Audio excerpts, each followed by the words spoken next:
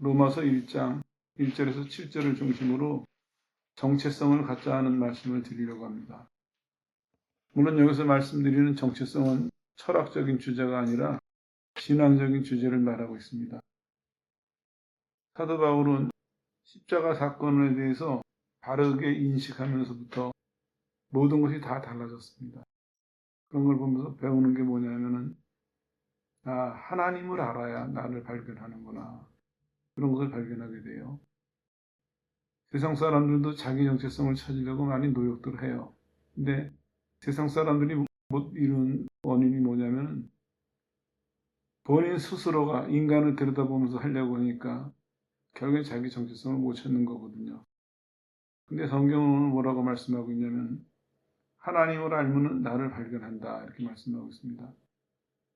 유대인이었던 바울이 유대인이었을 때는 예수님의 죽음을 신성모독으로 이해했습니다. 신성모독했기 때문에 죽임을 당했다 했는데 십자가 사건을 바르게 알고 나니까 이거는 우리를 위해서 대신 죽으신 거구나. 예수님의 십자가의 죽음에 대한 이해가 달라지니까 그 다음에 그의 모든 삶이 다 변한 이런 모습을 통해서 우리한테 먼저 정체성을 가지십시오 이렇게 권하고 있습니다. 오늘 그 부분에 대해서 말씀을 드리려고 합니다. 정체성 갖게 되면요. 첫 번째로 복음을 이해하게 됩니다. 여기서도 보면 복음에 대해서 쭉 설명을 하는데 아들에 관한 얘기죠. 예수님에 관한 얘기인데 예수님의 신분을 이렇게 설명하고 있어요. 육신을 따라서는 다윗의 혈통에서 태어나셨고 영으로는 하나님과 같은 성결한 영이시다. 그리고 그의 신성은 죽은 자 가운데서 부활해서 하나님의 아들로 인정을 받으셨다. 그거를 이제 하나님이 선포하셨다 이렇게 표현하고 있습니다. 여기서 차이가 나요. 오늘 주장하는 것은 뭐냐면 모든 사람이 죽은 다음에 그대로 있는데 예수님은 죽음을 이기고 부활하셨다 이런 얘기입니다. 이걸 왜 다시 강조해서 말씀드리냐면 내가 예수님을 바르게 이해하게 되면 신앙과 생활이 달라집니다. 좀 더 구체적으로 말씀드리면 지금 예수님의 부활을 말씀드리고 있는데 죽음을 이기고 부활하셨다. 이 부분을 여러분 어떻게 이해하고 계십니까? 어떻게 생각하고 계십니까? 죽음을 이기고 부활하셨다. 이게 대부분의 사람들이 나중에 죽은 다음에 부활한다는 얘기를 알아듣는데 맞는 얘기예요. 근데 중요한 거는 시간적으로는 죽은 다음에 우리가 부활할 거지만 그 은혜와 능력은 지금부터 갖고 있는 거거든요.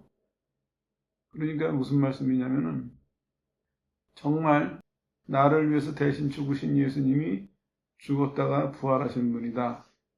이걸 믿는다면은 우리가 이 세상을 살아가면서 죽음에 대한 공포는 더 이상 끝입니다. 이제. 죽음에 대한 공포는. 죽음으로 인한 좌절과 포기도 끝이에요. 근데 실제로 우리 삶을 한번 들여다보면 어떻습니까? 죽음이 아니라 우리는 시련만 와도 공포와 좌절과 포기에 빠지기가 쉽거든요. 생각해 볼 문제예요. 이스라엘 사람들이 광야를 지나면서 여신이 보여줬잖아요. 하나님은 죽은 자를 살리시는 분으로 이 사람들이 믿었다면 광야를 가면서 어떠한 공포와 시련이 와도 죽는 문제만큼은 뛰어넘었어야 되거든요. 그리고 죽는 문제를 뛰어넘었다면 이 사람들이 당하는 일들에 대해서 태도가 달랐을 거거든요. 그런데 그 하나님과 함께 지금 광야를 지나고 있으면서 사건이 생길 때마다 이들의 모습은 어땠습니까? 공포와 좌절과 포기였어요. 오늘날 그리스도인들도 마찬가지예요. 죽었다가 살아나신 예수님을 믿으면서도 우리는 살면서 우리 신앙이나 인생에 있어서 너무나 쉽게 공포에 빠지고 너무나 쉽게 좌절과 포기에 도달한다는 것이죠. 그러면서 그것이 마치 인생을 사는 당연한 것처럼. 근데 잠시만 서서 생각해보면 그게 아니에요. 내가 믿는 예수님이 죽음을 이기신 분이면은 그 은혜와 능력이 나한테도 머물고 있는 거거든요. 그리고 한 걸음 더 나가서 왜 그 은혜와 능력을 내게 머물게 하셨을까? 이걸 생각해야 되거든요. 하나님 우리에게 원하시는 것은 예수님의 죽으심과 부활을 통해서 너희도 죽지만 살아날 것이다. 이걸 알려주시고, 그러니까 이 땅에서 너희는 살아날 자처럼, 다른 식으로 표현하면 살아난 것처럼 살아라. 이걸 말씀하시는 거거든요. 우리가 이렇게 죽었다 살아날 것처럼 살 때, 살아난 자처럼 살 때, 그때 이게 세상의 증거가 되는 거예요. 하나님께는 영광이 되고 세상에서는 증거가 되는데 우리가 마치 똑같이 죽고 끝날 사람처럼 안 믿는 사람이나 우리나 별 차이 없이 무슨 사건을 만나면 같이 공포에 휩싸이고 실망과 좌절에 넘어지고 그거는 하나님께서 영광 받으실 기회도 못 드러내고 우리도 우리 역할을 못한다 이런 얘기가 되는 것이죠. 오늘 구체적인 신학적인 설명을 드리려고 하는 것이 아니라 실제적인 말씀을 드리려고 해요. 내가 믿는다면 예수님과 예수님의 죽으심과 부활을 믿는다면 과연 나는 어떻게 살아가야 될 것인가? 순간순간을. 그리고 한번 생각으로 끝나는 것이 아니라 매 순간 살아가면서 내가 죽었다가 살아날 수 있는 사람인 것을 드러내야 돼요. 우린 보장이 됐잖아요. 예수님이 죽었다 살아나시면서 우리의 부활도 보장이 된 거거든요. 그걸 믿는다면, 예수님을 믿는다면 내 부활을 믿는 것이고, 내 부활을 믿는다면 살아날 자처럼 살아야 되거든요. 근데 우리는 무슨 일을 당하면은 다른 사람들보다 더 집착을 해요. 하늘나라를 이미 약속을 받아놓고 부활의 약속을 받아놓고선도 우리는 마치 이 세상이 끝인 사람인 거냥 집착하고 사는 거예요. 이 세상에. 그리고 그 이 세상의 삶이 위협을 받을 때는 너무나 당황하고 너무나 놀라는 것이죠. 그래서 자기가 누군지도 모르고 본인이 어떻게 해야 될지도 다 잊어버리고 이상하게 반응하는 것이죠. 그만큼만 말씀드리고 넘어갈게요. 바울은 복음을 이해했습니다. 그래서 믿고 나서의 그의 삶을 보면은 그 사람은 마치 죽었다가 살아날 자처럼 살았습니다. 죽음을 두려워하지 않았습니다. 고난과 시련을 두려워하지 않았습니다. 그 사람이 남들보다 더 강했기 때문이 아니에요. 그 사람은 자기가 누군 줄 알았어요. 예수님이 부활하셨기 때문에 나도 부활할 것이다. 알았기 때문에 그는 모든 사람이 끝이라고 생각하는, 모든 사람이 좌절하고 절망하는 그 죽음에 대해서 다른 이해를 가지고 있었고 다른 반응을 가지고 살았다 이런 얘기죠. 그리고 하나 더 설명드리고 넘어가면은 예수님과 우리와의 관계가 여기 보니까 주 예수 그리스도 이렇게 7절에 나오죠. 그래서 예수님이 우리 하나님이다 이런 표현입니다. 이것도 이제 앞에 얘기랑 연결해 보면은 예수님이 우리 하나님이시기 때문에 그의 죽음과 부활의 모든 혜택이 우리한테 그대로 온다는 것이에요. 놀라운 것은 그대로 온다는 것입니다. 기회가 되면 이 부분은 나중에 좀 더 말씀을 드릴게요. 두 번째로는 정체성이 확립이 되니까 자기의 직분과 소명을 이해했어요. 5절에 보니까 이렇게 얘기하고 있습니다. 그로 말미암아 우리가 은혜도 받고 사도의 직분도 받아서 그 이름을 이방인 중에서 다 전했다. 이렇게 얘기하고 있습니다. 은혜도 받고 사도의 직분도 받았다. 이게 참 복된 말이거든요. 성경은 뭐라고 얘기하고 있습니까? 은혜를 받았다 한다는 얘기는 다시 말하면 은혜를 주신다는 얘기거든요. 은혜는 이렇게 이해하셔야 돼요. 이 기쁨이라는 말에서 파생된 건데 하나님 마음에 거슬리지 않는 기쁨의 대상이다. 하나님 눈에 거슬리지 않는 기쁨의 대상이다. 이게 은혜입니다. 다른 때는 신학적으로 설명을 드렸죠. 자격 없는 자에게 주어지시는 하나님의 무한한 사랑 같은 의미입니다. 하나님은 우리를 무한히 사랑하세요. 그리고 그 사랑이 주어지는 시간서부터 끝나질 않아요. 영원히. 근데 우리는 하나님을 어떻게 대하고 있습니까? 은혜를 우리는 그냥 주시는 은혜를 마치 대가를 지불해야 받는 사람처럼 나가요. 하나님은 풍성하게 쏟아 부어 주시는데 우리는 늘 조그마한 그릇을 들고 나가요. 우리 스스로가. 그리고 더 바라지도 못해요. 감히. 그러고는 우리는 스스로 겸손하다고 생각해요. 이게 다 잘못 이해한 것입니다. 하나님은 무조건적으로 풍성하게 주십니다. 그리고 하나님은 우리를 대하실 때 우리를 선택하시는 순간서부터 영원히 단 한순간도 우리를 거슬리게 생각하지 않으세요. 우리 자신을, 우리의 존재와 우리의 행위와 모든 것을 거슬리게 생각하시지 않는 거예요. 우리는 그 하나님을 모르니까, 그 하나님을 이해하지 못하니까 우리는 사람식으로, 친한 친구도 지나다 보면은 마음에 거슬릴 때도 있고, 눈에 거슬릴 때도 있고, 가족도 그럴 때 있고, 이러니까 하나님도 우리를 그렇게 대하실 것 같이 여기는 거예요. 하나님을 잘 모르고. 우리 스스로 하나님께 다가갔다가 멀어졌다가, 안심했다가, 걱정했다가, 우리 스스로 이렇게 평생을 사는 거예요. 그런데 언제 아느냐? 천국 들어가는 날, 내가 잘못 살았구나. 이렇게 후회할 거예요. 그거 아니에요. 하나님은 예수님의 죽으심을 통해서 우리에게 은혜를 주셨어요. 은혜를. 하나님 보시기에 우리가 눈에 안 거슬려요. 우리가 그렇다고 다 잘했다는 것은 아닙니다.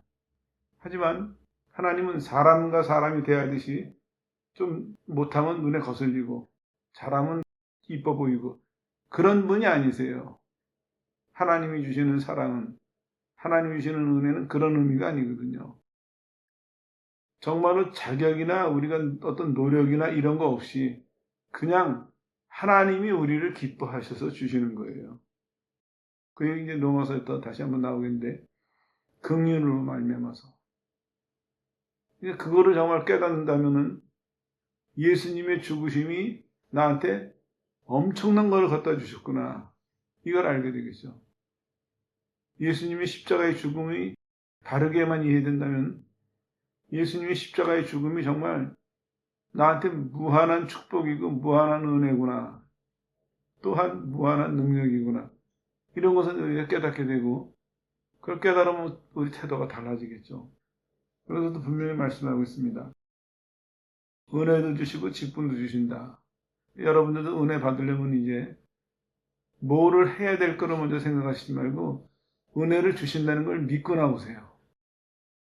하나님은 설사 이 사람이 부족하더라도 이 사람이 잘못했더라도 은혜를 주셔서 이 사람을 온전하게 만드시고 바르게 만드세요. 근데 우리는 자꾸 이걸 공로로 돌리고 있어요. 잘해야 되고 노력해야 되고 뭐 해야 되고 조건을 우리가 달고 있거든요. 그건 은혜에 대한 올바른 태도가 아닙니다. 은혜는 주시는 것을 믿는 게 올바른 태도입니다. 그리고 직분도 마찬가지입니다. 그렇게 믿을 때 하나님 나라를 위해서 일할 수 있는 직분도 주시는 것이죠. 그런데 오히려 우리가 신경 써야 될 건 뭐냐면 은혜와 직분은 주시는데 우리가 신경 써야 될 것은 열매입니다.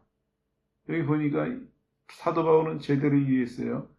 은혜와 직분을 받았기 때문에 나는 열매를 맺기에 힘썼습니다. 열매를 뭐냐면은 이방인들 중에서 믿어 순종했다. 믿음의 복종을 위해서 열심히 일을 했다. 그런 얘기입니다. 마찬가지예요. 우리도 하나님 앞에서 정말 우리가 노력해야 될 것은 믿어 복종하는 일에 관심을 가지고 노력해야 됩니다. 주시는 것은 그건 믿어야 돼요.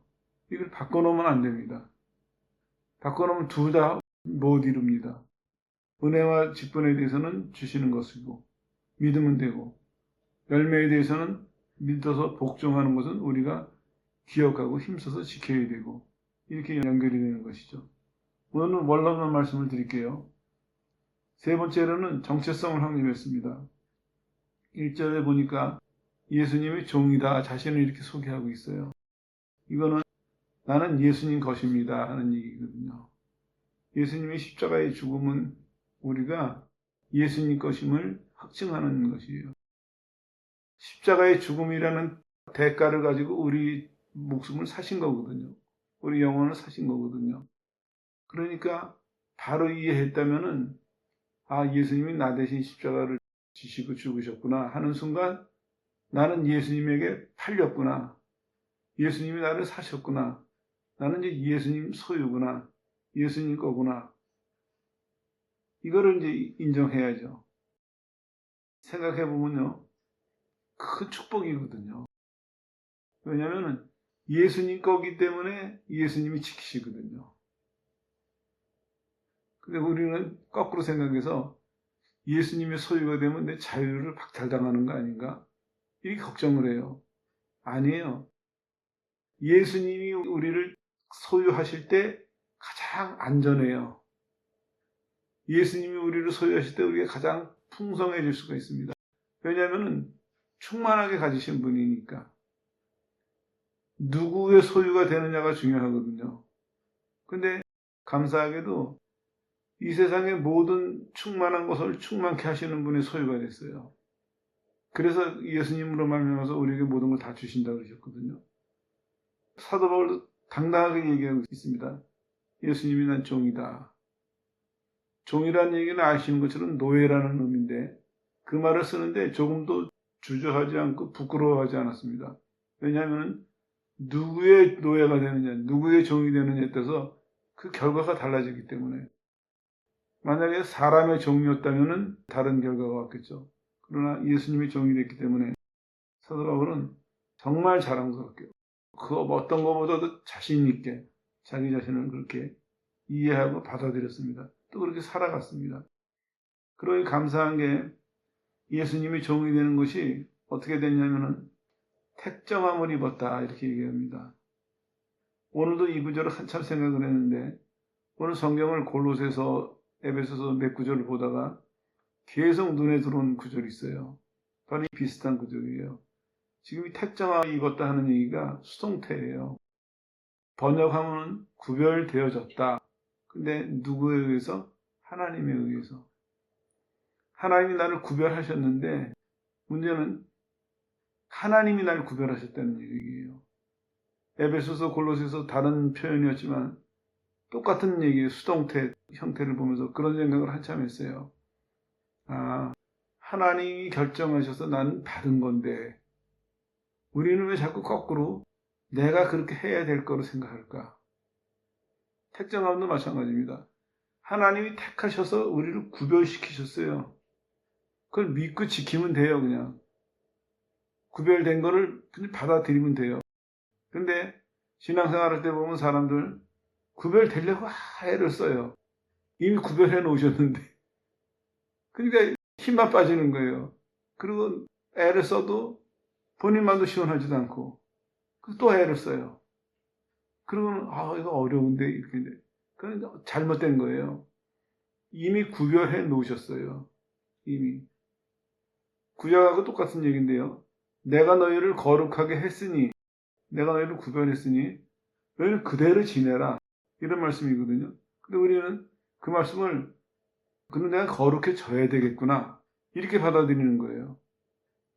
우리가 거룩해질 수 있나요? 우리 힘으로? 못하는 거죠. 헛일하고 있는 겁니다. 신앙생활 할 때. 이 말씀이 얼마나 여러분들에게 전달이 되는지 모르겠지만 실제로 심각한 얘기들이에요. 오늘 이 얘기들이. 하나님이 다 정해놓으셨는데 받아들이면 될 거를 그걸 받아들이고 거기서부터 시작을 해야 되는데 사람들은 그걸 못 받아들이니까 그걸 받아들이느냐 못하느냐 이거 가지고 평생을 씨름을 해요. 출발선상에 서 가지고 받은 것 같기도 하고 어느 날은 내가 잃어버린 것 같기도 하고 평생을 그렇게 제자리를 맴돌고 있어요.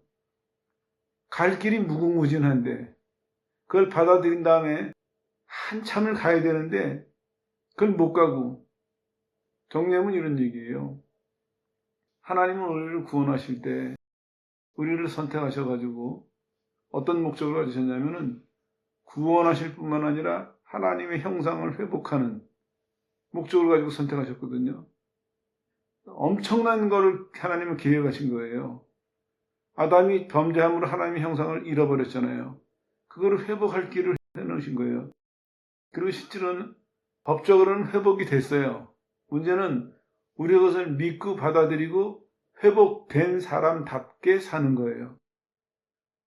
그건 얼마나 행복하겠습니까? 즐겁고. 왜냐하면 내 힘으로 회복한 게 아니잖아요. 예수님에 의해서 회복이 됐고 우리는 그걸 믿고 받아들여서 회복된 상태에서 살면 되잖아요. 좀 설명이 부족한가요? 이렇게 이해하시면 어떨까요? 한나 얘기도 괜찮겠네요. 한나가 아들이 없어서 원통해가지고 기도를 했어요. 그런데 하나님 뭐라고 하셨어요? 주겠다 하셨어요. 그 다음에 한나가 어떻게 했습니까? 아들을 가진 사람처럼 살았어요. 하나님이 주겠다고 말씀하신 다음에 적어도 몇 달은 지나갔겠죠. 아이를 태어나려면. 근데 한나는 어떻게 살았습니까? 그 몇 달을 아들이 있는 사람처럼 살았어요. 있는 사람처럼.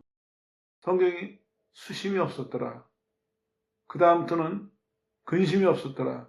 그전에는 아들이 없는 것으로 인해서 분인나 때문에 괴롭고 힘들고 스스로도 많이 어려웠는데 그게 없었어요. 아들이 있나요? 없어요. 근데 주신다는 그 말씀 한마디에 한나는 어떤 태도로 살았습니까?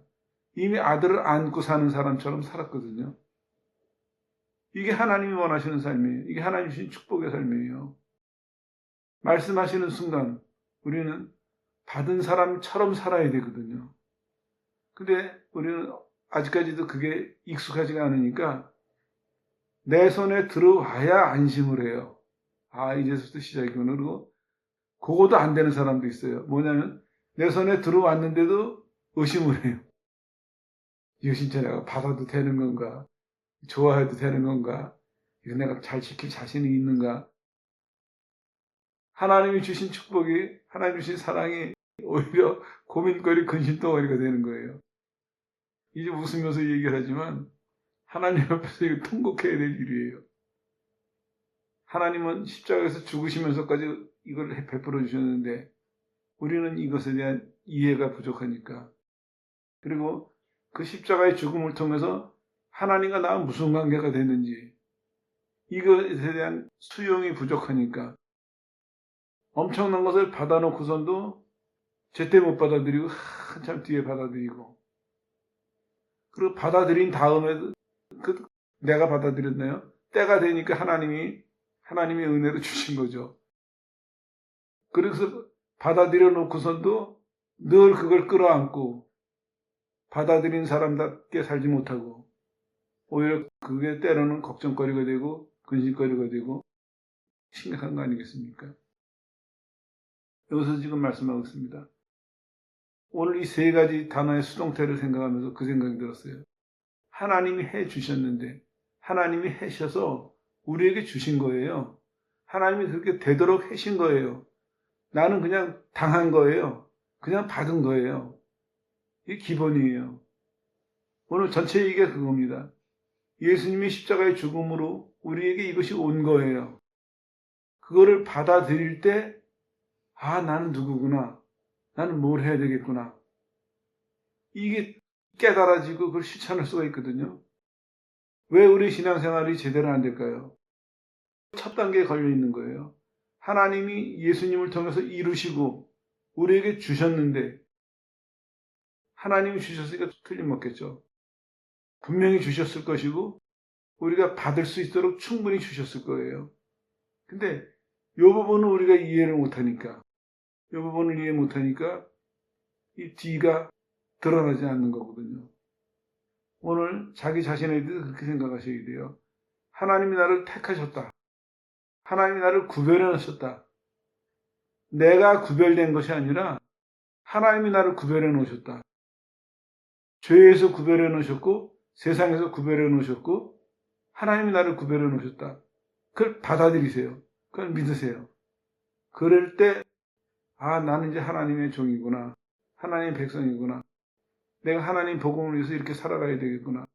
이 모든 문제들이 해결될 수 있는 거거든요. 여기서도 그 부분이 강조되고 있습니다. 택정함을 입었다. 하나님이 나를 구별해 주셔서 따로 분리를 시키셨다. 그런 이제 좀 여담이지만 설명을 드리고 넘어가면 우리가 성경을 이해할 때도 주의해야 되고 남에게 말할 때도 주의해야 됩니다.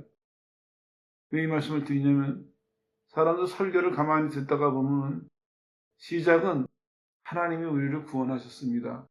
이렇게 시작을 해요. 사람들이 안심을 해요. 아, 감사하다. 하나님 나를 구원하셨구나. 이제 구원받았구나. 근데 설교 한참 듣다가 보면 이거 해야 되고 저거 해야 되고 이거 해야 되고 저거 해야 되다 보면 사람들이 대부분 생각이 어떻게 바뀌냐면은 난 아직 멀었구나. 나는 아니구나. 그리고 처음에는 기쁨으로 다가왔다가 돌아갈 때는 근심으로 물러가는 이 일을 반복하고 있어요. 우리는요. 이거는 둘 중에 하나 고쳐야 돼요. 말하는 사람이 고치든지 듣는 사람이 고치든지 누구든 고쳐야 돼요. 그래야 이 문제가 해결됩니다. 말하는 사람이 고치지 않는다면 듣는 사람이 먼저 고치세요. 무슨 말을 들어도 오늘서부터는 내가 누군지 내 정체성을 가지고 들으세요. 무슨 말을 듣든지 무슨 일을 겪든지 내가 누구라는 정체성을 가지고 그 정체성은 예수님이 십자가에 죽으면서 해결된다고 그랬죠. 정체성을 가지고 듣고 보고 하세요. 그거를 꾸준히 지켜나가시다 보면은 여러분이 여태까지 살았던 거랑 많은 차이를 느끼실 거예요. 아, 내가 진작에 이렇게 살았어야 되는데 앞으로는 이제 이거 놓치지 말아야지. 구분이 가기 시작할 거예요. 하나하나 구분이 가기 시작할 거고 붙들어야 될 것은 확실하게 붙들고 놔야 될 것은 미련 없이 놔버리는 이것도 할 수 있습니다. 간단해요. 오늘 예수님이 십자가의 죽음 앞에서 그게 나와 관계된 사건이거든요. 나 때문에 죽으신 거거든요. 그거를 통해서 그걸 받아들인다면은 그 다음에는 내가 누군지가 답이 나와요. 다른 사람이 당신은 누구요? 그런 얘기가 아니라 예수님의 십자가의 죽음이 우리에게 답을 해줘요. 너는 누구다. 그걸 받아들이는 순간 난 뭘 해야 되겠구나. 하나님 날 어떻게 인도하시고 있구나. 이게 이제 깨달아지는 것이죠. 이걸 다시 정리를 해야 그 다음에 우리가 신앙생활을 바르게 잘할 수 있습니다. 그리고 한 걸음 더 나가서 이제 네 번째로 내 정체성을 확립을 하면은 이웃에 대한 태도가 확립이 돼요. 바울이 어떻게 끝을 내고 있습니까? 6절에 보니까 로마에 있는 신자들이 이렇게 표현해요. 그리스도에게 속한 자들이다. 너희는 하나님의 부르심에 응답해서 그리스도에게 속한 자들이다. 이렇게 얘기하고 있죠. 그 사람들이 그리스도에게 속한 사람이기 때문에 다시 말하면 하나님께 바쳐진 자들이기 때문에 바울이 그들을 위해서 어떻게 기원하고 있습니까? 은혜와 평강이 있기를 기도하고 있습니다. 아직 얼굴 안 봤어요. 근데 뭘 구하고 있습니까? 은혜와 평강이 있기를. 모르는 사람인데 얼굴 안 본 사람인데 하나님이 그들을 택하셨다는 이유 하나로 그 사람들에게 축복을 빌고 있습니다. 이 말씀 먼저 설명을 드릴게요. 이 축복을 빈다는 의미는 바울이 내가 누군지를 깨달은 다음에 하나님의 축복에 눈을 떴어요. 그게 너무나 좋고 귀하니까 다른 사람에게 똑같이 그 축복을 비는 겁니다. 자기가 가지고 있는 최고의 좋은 것으로. 은혜는 아까도 설명을 드렸죠. 하나님 입장에서 보면 기쁨의 대상이라고 설명드렸어요. 하나님 마음에 거슬리지 않는. 이 얼마나 큰 축복입니까? 우리 존재와 우리의 모든 행위가 하나님 눈에 하나님 마음에 거슬리지 않는 그런 기쁨의 대상이 된다. 얼마나 큰 축복입니까? 그런 은혜가 충만하기를. 그리고 그 은혜가 있기 때문에 너의 마음과 너의 삶에 평강이 넘치기를. 이렇게 축복하고 있는 것이거든요. 다른 식으로 설명하면 이런 겁니다. 은혜는 죄를 용서해주고 평강은 양심을 가라앉힌다. 어느 신학자의 말인데 상당히 의미가 있습니다. 하나님의 은혜는 우리의 모든 죄를 덮어줍니다. 그 다음에 그 은혜가 임했기 때문에 우리 마음속에 평강이 넘치는데 평강은 양심에 꺼리끼는 죄책감을 다 가라앉게 됩니다. 그러니까 법적으로도 문제가 해결된 것이고 실제적으로도 해결된 것이고 바울이 하고 바른 말 중에 이 두 가지를 얘기하고 있어요. 은혜와 평강이 참 순서가 재밌어요. 은혜를 받으니까 그 위에 따라오는 것이 평강이었습니다. 예수 믿고 나서 평생을 가지고 갈 축복이 바로 이것입니다. 은혜와 평강. 생각해 보세요. 하나님이 언제든지 늘 우리를 기쁨의 대상으로 여기고 대해주세요. 그래서 우리는 마음속에 늘 평강이 넘쳐요. 그러면은 그 사람이 살면서 세상에 대한 염려가 있겠습니까? 두려움이 있겠습니까? 고통을 느끼겠습니까? 다 이길 수 있거든요. 이게 정리가 되면은 성경이 말하는 것이 다시 보여질 거예요. 성경이 말씀하는 것이 가능하겠다. 내가 이렇게 믿을 수 있고, 내가 이렇게 실천할 수 있고, 내가 이렇게 남들에게 행할 수가 있겠구나. 가능할 거예요. 왜냐? 내 속에 은혜와 평강이 늘 넘치고 있으니까. 늘 머물고 있으니까. 가능할 겁니다. 이 기본적인 것에 대한 이해가 부족하니까, 태도가 부족하니까 우리는 하나님 말씀이 옳다고는 인정을 해요. 근데 문제는 뭐냐면 내 삶에서 이루어질까 하는 걱정도 있고, 내가 이룰 수 있을까 하는 염려도 있고, 늘 갈등하고 짐을 다시 지고 사는 거거든요.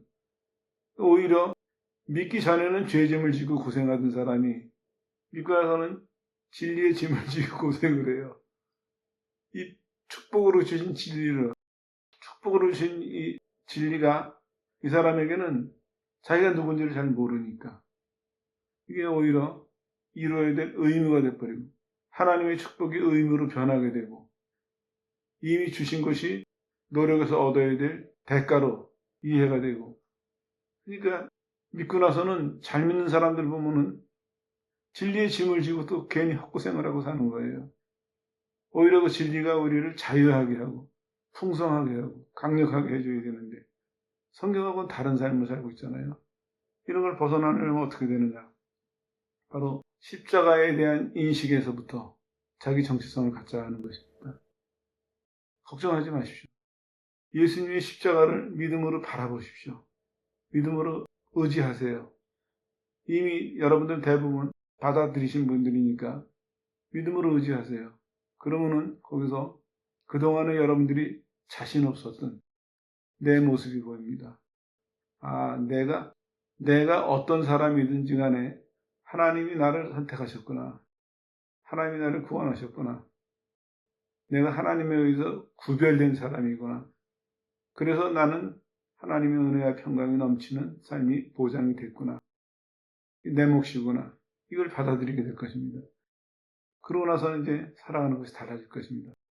오늘 다시 출발하십시오. 지금까지는 우리가 갖고 있으면서도 소홀히 했던, 갖고 있으면서 사용하지 못했던 그 많은 것들을 새롭게 사용할 수 있는 기회가 왔습니다. 뭐냐? 간단합니다. 자기 정체성을 가지면 됩니다. 자기 정체성. 다른 거 생각하지 말고 예수님의 십자가 밑에서 내가 누군지를 생각하십시오. 그리고 그거를 근거로 이제는 풍성하게, 충만하게, 능력 있게 사는 복된 성도들 되시기를 주 예수 이름으로 축원합니다.